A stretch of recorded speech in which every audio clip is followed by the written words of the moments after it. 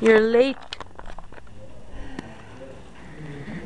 I went to take my friend there's lunch to make me feel better, and every place was packed. And by the time we got to the pub, which wasn't packed, and ordered something, it was time to leave. So, anyway, thank you very much for your patience. I appreciate it. Okay. So before lunch, we were talking about financial goals and how important they are, and how everybody has a different financial goal. Some of them are big, some of them are small. It all depends on what it is that you're looking for.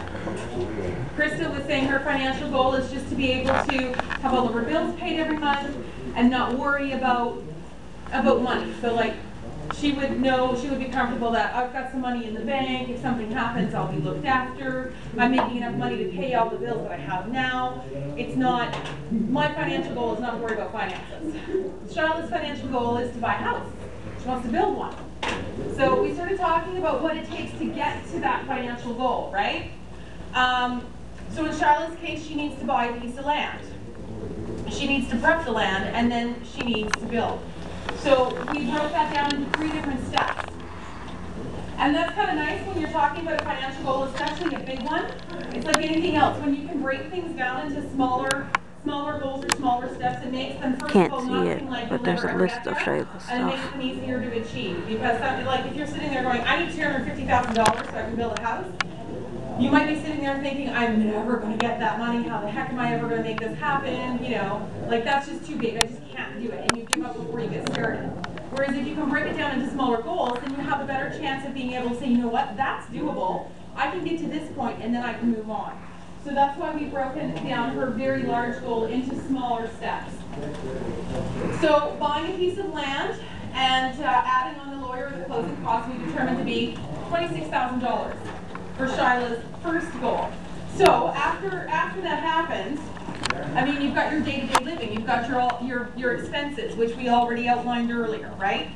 So Shyla's going to have to sit down and go, okay, money in, money out.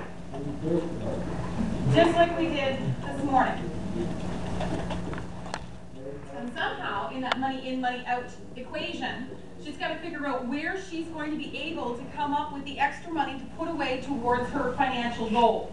And what is the best way for her to take that money and save it or invest it to make more money and able to make that happen faster, right? So when we looked at the whole money in and money out for that family of 4, and we used Mikey as an example and said, if this was your family and you had more money going out than coming in, what would you change? How would you make that different? And Mikey's like, okay, well, we're going to get rid of that. I'm going to get rid of the satellite. I'm going to cut down my miscellaneous budget. Suddenly, the numbers started to make a little more sense, right?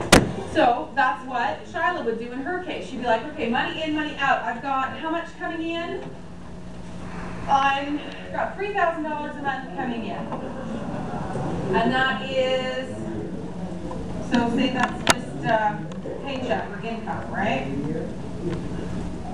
Does she have any other investments? That's something to look at. Does she have, say she worked for a company for about 5 years and she had a pension.